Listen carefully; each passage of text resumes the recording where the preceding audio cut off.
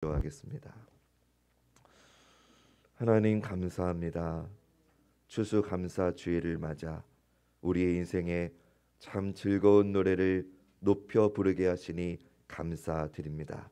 아버지 하나님, 우리가 참 즐거운 노래를 부를 수 있는 이유는 우리에게 어려움이 없어서도 아니고 난관이 없어서도 아니고 기도 제목이 다 해결돼서도 아니지만 그 아름다운 노래를 늘 높여 부를 수 있는 이유는 하나님이 우리와 늘 함께 하시기 때문임을 믿습니다.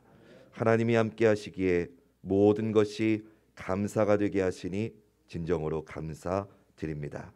오늘 주시는 말씀을 통해 잊어버렸던, 놓쳐버렸던 하나님과의 함께하는 은총을 회복하게 하시고 그 눈을 열어주셔서 우리의 모든 것이 감사가 되게 하여 주시옵소서. 예수님의 이름으로 감사하며 기도드립니다. 아멘. 할렐루야. 오늘 거룩한 주일 일부 예배 나오신 모든 성도님들 주님의 이름으로 환영하고 축복합니다. 옆에 계신 분들과 한번 반갑게 인사하겠습니다. 감사합니다.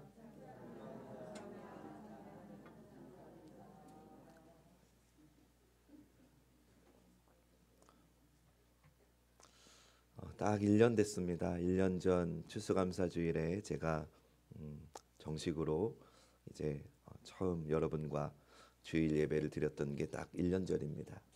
1년 지났는데 여러분들 어떠신지요? 어떤 분들은 1년밖에 안 됐는데 참 목사님 오래 계신 것 같아요. 이런 말씀을 하신 분들도 계셨고 저 역시도 1년 지내오면서 정말 매 순간 하나님의 은혜가 아니었으면 버티지 못했을 것 같고 감당하지 못했을 것 같은 일들이 참 많이 있었는데 주님의 은혜로 1년을 여기까지 오게 하신 하나님께 감사를 드립니다. 우리 모두가 다 그 하나님의 은혜에 감사하며 하나님께 영광과 감사의 박수 올려드리겠습니다. 할렐루야.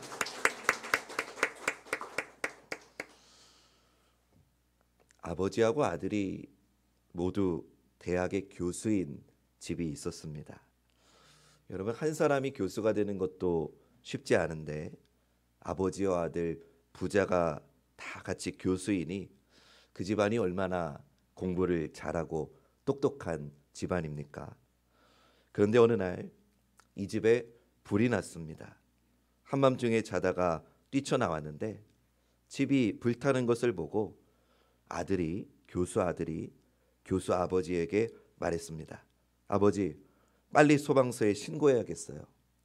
교수 아버지가 대답합니다. 그래, 119에 빨리 신고하자. 근데 아들아, 전화번호가 어떻게 되니? 교수 아들이 대답했습니다. 아버지 기다려보세요. 제가 인터넷으로 검색해 볼게요. 똑똑한 교수 집안이지만 다급한 상황에서는 정상적인 사고를 하지 못한 거죠. 여러분, 인간은 겉으로 보기에는 다 똑똑하고 완벽해 보이지만 사실은 다들 부족하고 결점이 많습니다. 그렇기에 가장 어리석은 사람은 자기 자신을 믿고 사는 사람입니다. 여러분, 정말 그렇지 않습니까? 우리는 내일은 꼭 새벽 기도 가야지 하면서 알람을 맞춰놓고 자지요. 근데 새벽에 분명히 알람 소리도 들었어요. 근데 우리의 마음에 금방 어떤 마음이 듭니까? 내일부터 가야지. 이게 우리의 모습이지 않습니까? 인간은 이처럼 불완전하고 부족하고 믿을 수 없는 존재입니다. 그러므로 바른 인생을 살기 원하는 사람은 자기 자신을 믿는 게 아니라 하나님을 믿어야 합니다. 하나님의 영이신 성령님이 우리를 이끌어 주실 때에만 우리는 비로소 바른 인생을 걸을 수 있습니다. 사도행전 2장의 성령 강림 이후에 놀라운 역사가 일어나서 많은 사람들이 교회로 몰려들기 시작했습니다. 예루살렘 교회는 날마다 성장했기에 일꾼들이 필요했습니다. 그래서 성령과 지혜가 충만한 사람, 하나님과 사람들에게 칭찬받는 7명의 집사를 세우게 됩니다. 사도행전 7장을 보면 그 중에 하나였던 스데반 집사가 길에서 예수님이 그리스도이심을 선포했고 예수의 이름 앞에 무릎을 꿇고 회개하라고 선포했습니다. 그러자 이에 화가 난 군중들이 사람들을 선동해서 스데반 집사를 돌로 쳐서 죽여버렸습니다. 그리고 그 사건 바로 앞에 있었던 사도행전 5장에 보면 아나니아와 삽비라 부부가 성령을 속이다가 죽는 일이 있었습니다. 초대교회가 이렇게 아나니아와 삽비라 부부의 죽는 사건, 또 스데반 집사의 순교로 낙심하고 있을 때 놀라운 반전이 사도행전 8장에서 이루어집니다. 바로 두 번째로 성령님이 임하신 것입니다. 그렇기에 스데반의 죽음은 비극이 아니었습니다. 스데반의 순교의 피는 두 가지 성령의 역사로 이어지는 출발점이 되었습니다. 하나는 스데반의 순교를 통해서 교회는 바울이라고 하는 위대한 전도자를 얻게 되었습니다. 앞에 화면 보시면서 사도행전 7장 58절부터 60절 말씀 우리 함께 읽어보겠습니다. 시작. 성 밖으로 내치고 돌로 칠세 증인들이 옷을 벗어 사울이라 하는 청년의 발 앞에 두니라. 그들이 돌로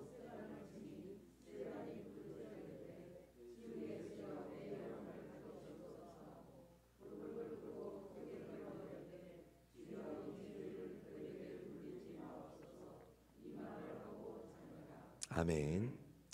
거짓 증인들이 스데반을 돌로 치려 할 때 증인들이 옷을 벗어 사울이라 하는 청년의 발 앞에 두었습니다. 이 말은 청년 사울은 스데반의 죽음을 가장 가까이에서 지켜봤다는 겁니다. 스데반이 돌에 맞아 죽어가면서 하나님께 자기를 죽이는 이 사람들을 용서해달라고 기도했습니다.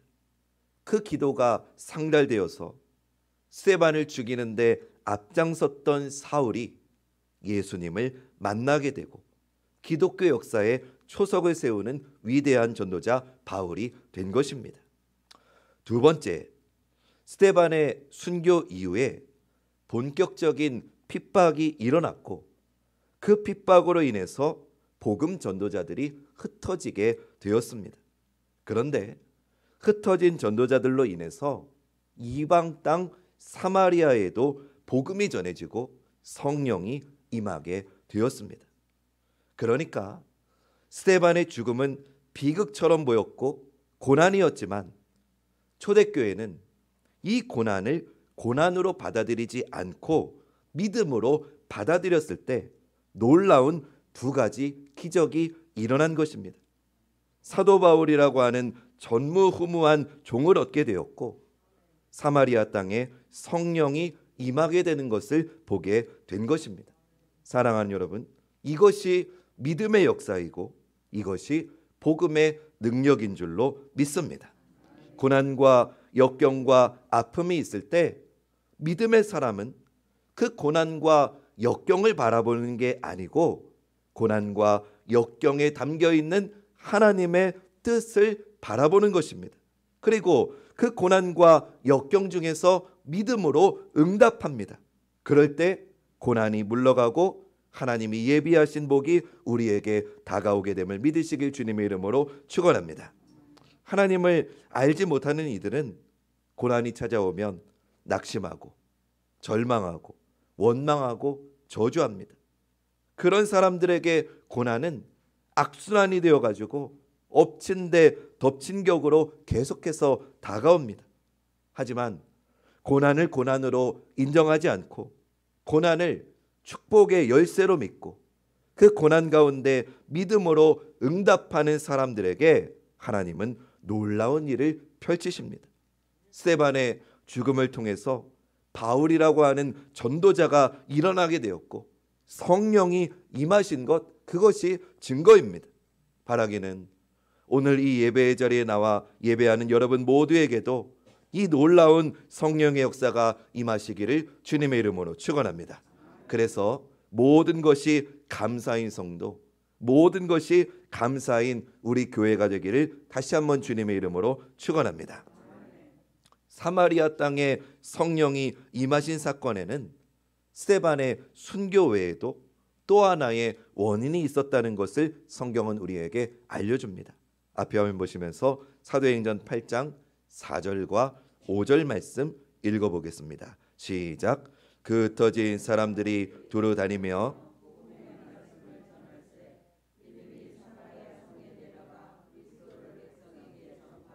아멘. 흩어진 사람들이 두루 다니면서 복음의 말씀을 전했습니다. 그때 성령님이 임하신 겁니다. 스데반의 죽음으로 많은 핍박이 있어서 그 핍박으로 인해 사람들이 흩어져서 도망가게 되었습니다. 빌립 집사도 그때 사마리아로 도망을 간 겁니다. 그런데 그는 도망가서 숨어 있었던 게 아니라 도망가는 중에도 두루 다니면서 복음을 전했는데 그 복음을 전했을 때 성령이 임하신 것입니다. 사랑하는 여러분, 이것은 오늘도 마찬가지입니다. 오늘도 주님을 위해서 희생하고 주님을 위해서 내 것을 내어드리고 주님을 위해서 죽음도 마다하지 않고 복음을 전하는 곳에 성령님이 임하시는 줄 믿습니다. 오늘 우리에게도 성령님이 임하시는 거룩한 희생, 거룩한 헌신, 거룩한 믿음이 온전히 있기를 주님의 이름으로 축원합니다. 그러면 성령님이 임하시면 어떤 일이 나타나는가를 한번 보겠습니다. 사도행전 8장 7절과 8절 말씀 앞에 화면 보시고 같이 읽어봅니다. 시작. 많은 사람에게 붙었던 더러운 귀신들이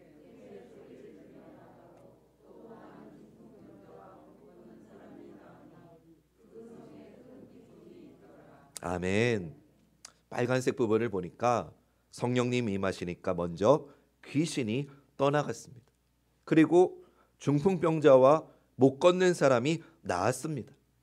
여러분, 성령님은 창조의 주 하나님의 영이십니다. 그렇기 때문에 성령님이 임하시는 곳에는 창조의 능력이 임하는 것입니다. 성령님은 우리의 상처 입은 가슴, 병든 영혼을 치유하고 회복하는 창조의 영이십니다. 여기에 우리 인간의 의학과 하나님의 치유 사이에 차이가 있는 것입니다. 무슨 말이냐?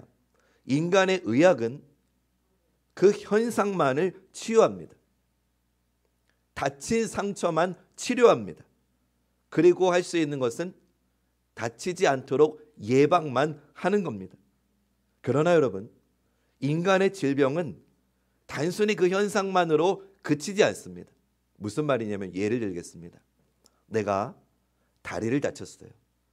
그러면 병원에 가면 다친 다리만 치유해 줍니다. 그런데 인간은 다리가 다쳐서 이것만으로 끝나는 존재가 아니라는 거예요. 다리를 다쳐서 일을 못하게 되면 가장은 삶의 책임감을 느끼게 되고 절망하게 되고 가족들이 힘들어지니까 마음이 괴로워지고 그로 인해서 내 마음이 무거워지고 삶이 무거워지는 게 우리 인간입니다. 그러니까 다리만 다치는 으로 끝나는 게 아니라 우리에게 어려움이 찾아오면 우리 인간은 이것으로 인해서 우리의 마음이 힘들어지고 우리의 생각이 힘들어지고 우리의 삶이 힘들어지는 이 모든 것이 연관되어 있는 존재라는 겁니다. 근데 병원을 가면 이 다리만 고쳐줄 뿐이지 우리의 생각, 우리의 마음, 우리의 상황을 고쳐줄 수는 없다는 겁니다. 이것이 세상의 의사가 할 수 있는 역할의 전부입니다. 그러나 성령님의 치유는 다릅니다. 성령님은 눈에 보이는 드러난 상처만 치료하시는 게 아니라 그 상처로 인해 새겨진 우리의 마음의 상처, 우리의 찢어진 가슴, 우리의 쓰러진 영혼까지도 치유하시는 놀라운 전인적인 치유를 하심을 믿으시길 주님의 이름으로 축원합니다. 그렇기 때문에 성령님이 임하시면 우리의 몸도, 우리의 마음도, 우리의 영도 그분의 전인적인 치유 가운데 회복이 되는 줄로 믿습니다. 그래서 오늘 말씀에 귀신이 쫓겨나고 중풍병자와 못 걷는 사람이 나았다는 것은 이런 전인적인 치유가 나타났다는 것을 말씀하는 겁니다. 영과 혼과 육을 아우르는 하나님의 치유의 역사가 성령님이 임하실 때 나타났다는 것입니다. 또 빨간 부분 보니까 성령님이 임하시니까 그 성에 큰 기쁨이 있었다고 합니다. 큰 기쁨이 있었다는 것은 우리 마음속에 하나님의 영이 임했다는 것을 의미합니다. 잠시뿐이고 상대적인 만족이 아니라 절대적인 큰 기쁨이 있었다는 겁니다. 사랑하는 여러분, 성령을 받은 가장 뚜렷한 증거가 무엇이냐? 한번 따라해 볼까요? 성령을 받으면 마음이 기뻐진다. 믿으십니까? 성령님이 임하시면 기쁨이 넘치는 거예요. 그래서 사도행전 2장에서 보면 성령님이 임하셨을 때 주변 사람들이 그 모습을 보고 저 사람들이 대낮에 술 취했다고 그렇게 말했어요. 그것이 왜 그런 거예요? 성령의 충만한 모습과 술 취해가지고 염려와 근심을 잊고 기뻐하는 모습이 눈으로 보기에 유사해 보였기 때문이죠. 그러나 여러분, 술 취해서 기뻐하는 거는요, 잠시 누리는 평안입니다. 사실은 거짓 평안이죠. 그러나 성령님이 임하시면 염려와 근심을 잠깐 잊게 해주는 차원이 아니라 성령님이 임하시면 우리의 염려와 근심을 다 해결해 주실 줄로 믿습니다.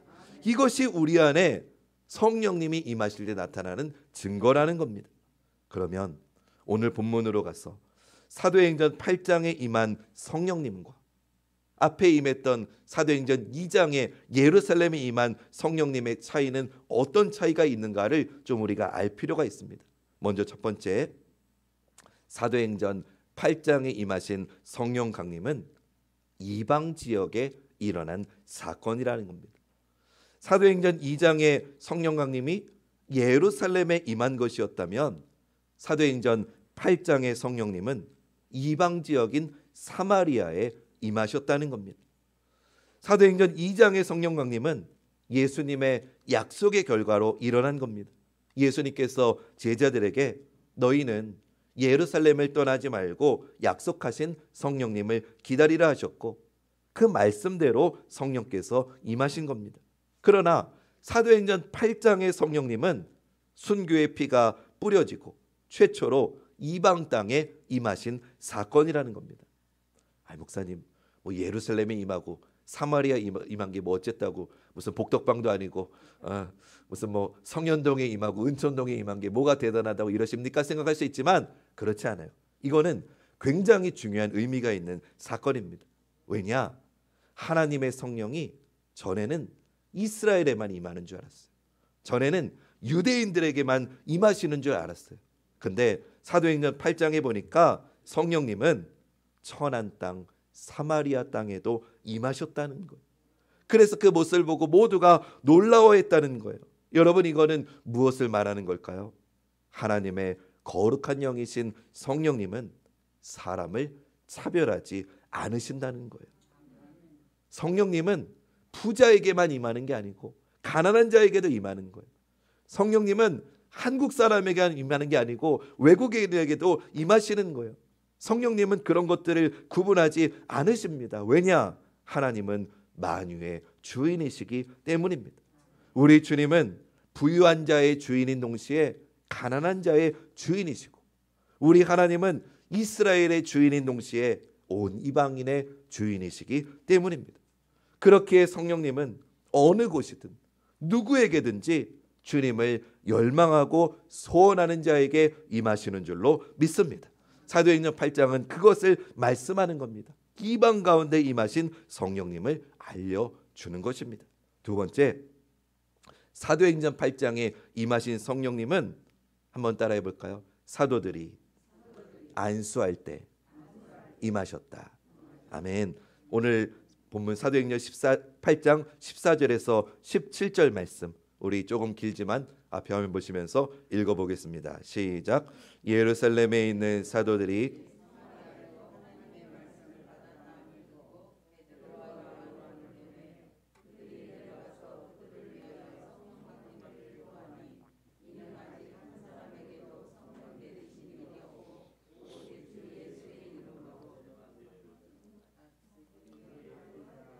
되게 안수함에 성령을 받는지라. 아멘.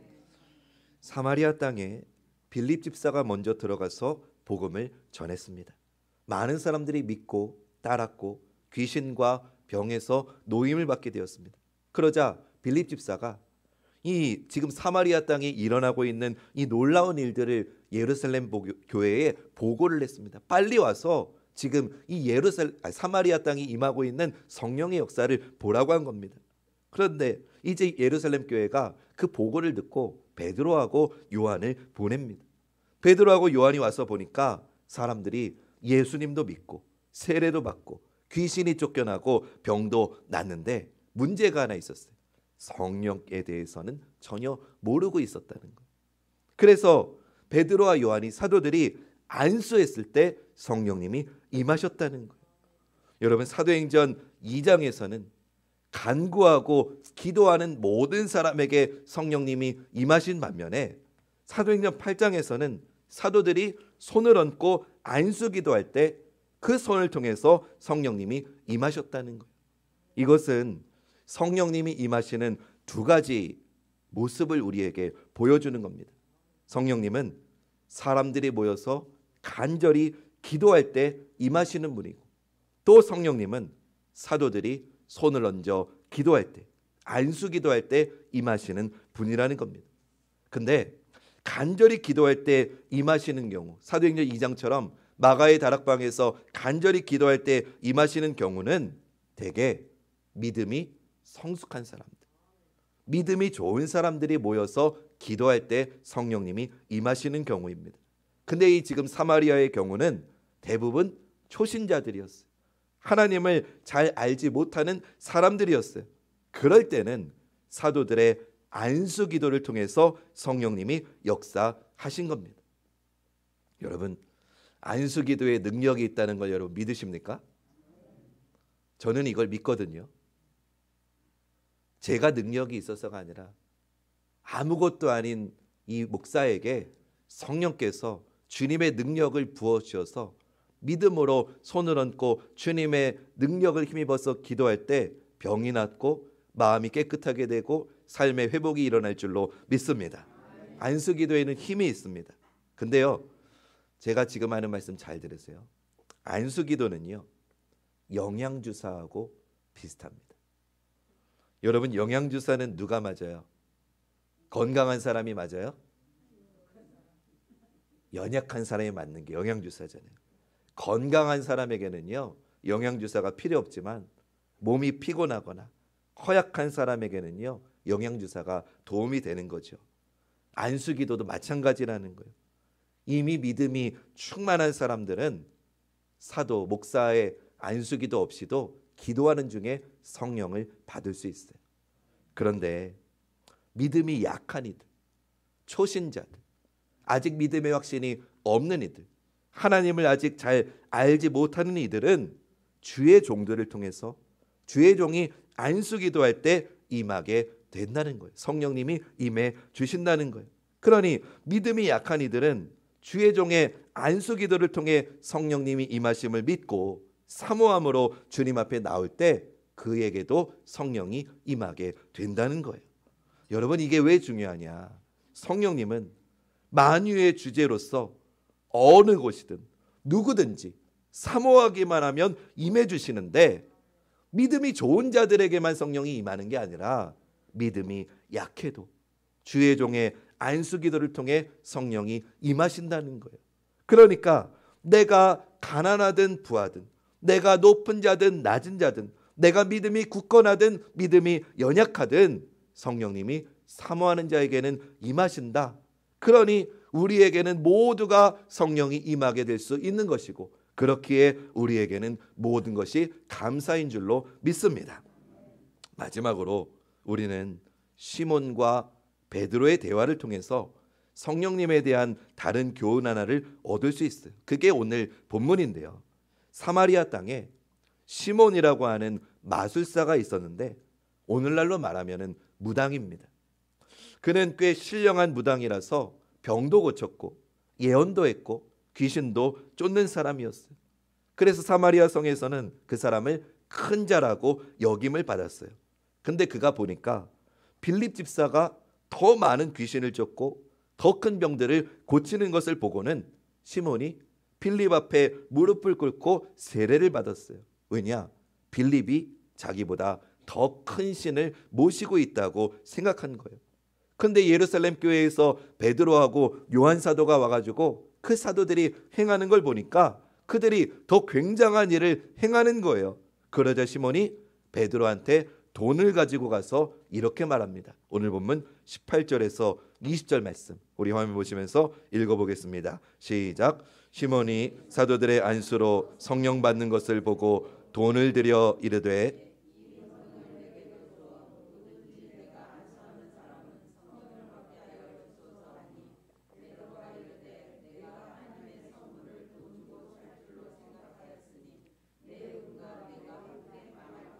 아멘.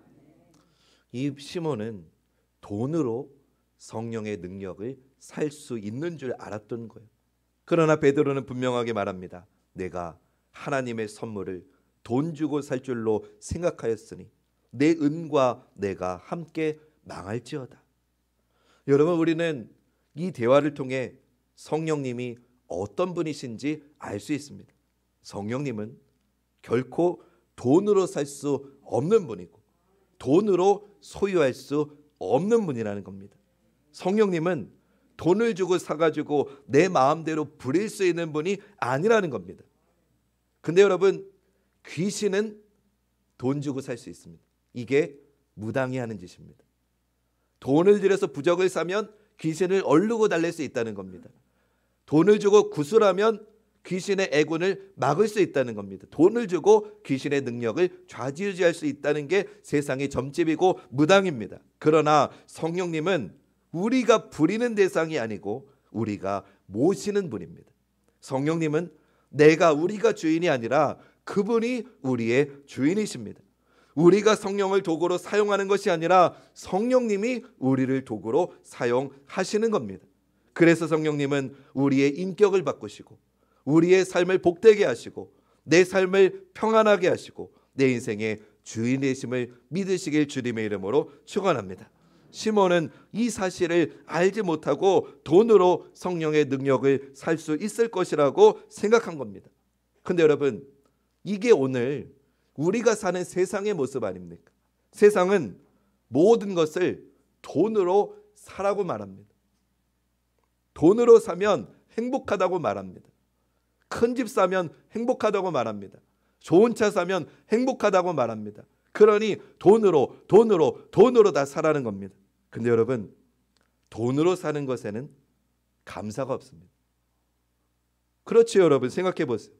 내가 내 돈으로 샀는데 감사할 게 뭐가 있습니까? 그러나 성령님은 고난도 축복으로 바꿔주시고 우리의 염려와 근심을 기쁨과 감사로 치유해 주시고 열망하고 소원하는 모든 이들에게 임하시는 인격적인 하나님이십니다. 오늘은 우리가 추수감사주일로 지킵니다. 올해 풍성한 수확을 허락하신 하나님께 감사의 예배를 우리는 지금 드리고 있습니다. 여러분들의 지나간 모든 일들을 되새겨 보십시오.